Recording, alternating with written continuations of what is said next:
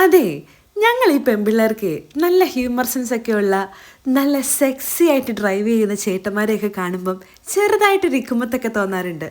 അങ്ങനെ റൊമാൻസ് അടിച്ച് കഴിഞ്ഞ 12 കൊല്ലമായിട്ട് കൂടെ കൊണ്ട് നടക്കുന്ന ഒരാളാണ് കേട്ടോ ഈ നിൽക്കുന്ന ആൽബിച്ചൻ.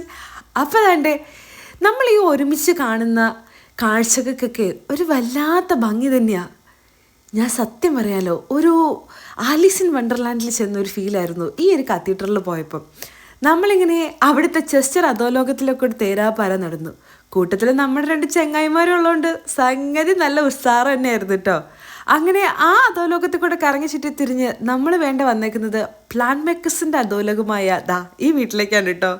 ടിൻഡോ ചേട്ടായിൻ്റെയും മുത്തശ്ശിയുടെയും പൊന്നാപ്പിയുടെയും വീട്. ഇവരൊരു യൂട്യൂബർ ഫാമിലിയൊക്കെയാണ്. പക്ഷെ അതിൻ്റെ ഒരു ജാടയും അഹങ്കാരവും ഒന്നും ഇവർക്കില്ല. നമ്മളെപ്പോലെയൊക്കെയുള്ള സാധാരണക്കാരായിട്ടുള്ള ആൾക്കാർ. ഞാനിതാണ്ട് പ്ലാൻ മേക്കേഴ്സിൻ്റെ അധോലോകത്തിലേക്കൊന്ന് അതിൻ്റെ ഇടയിൽ കൂടെ ഒന്ന് എത്തി നോക്കി.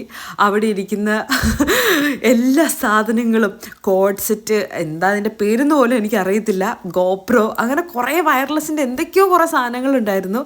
അതിൻ്റെ എല്ലാ നിധി സൂക്ഷിപ്പുകാരും നമ്മുടെ പൊന്നോ കേട്ടോ. അങ്ങനെ വേണ്ടേ, ഇതാണ് നമ്മ പറഞ്ഞ മുതലാളി. അങ്ങനെ തന്നെ ടിൻഡോ ചേട്ടൻ്റെ മുത്തശ്ശിയും നമ്മൾ വരുന്നതിന് മുമ്പ് തന്നെ നല്ല ഒന്നാം തരം ബീഫൊക്കെ ഉണ്ടാക്കി വെച്ചിട്ടുണ്ടായിരുന്നു. നല്ല ഫുഡൊക്കെ കഴിച്ചതിന് ശേഷം പൊന്ന സോഫയൊക്കെ നിവർത്തിയിട്ടു. നമ്മളെല്ലാവരും കൂടി ഇരുന്ന് ഊനൊക്കെ കളിച്ചു. ശരിക്കും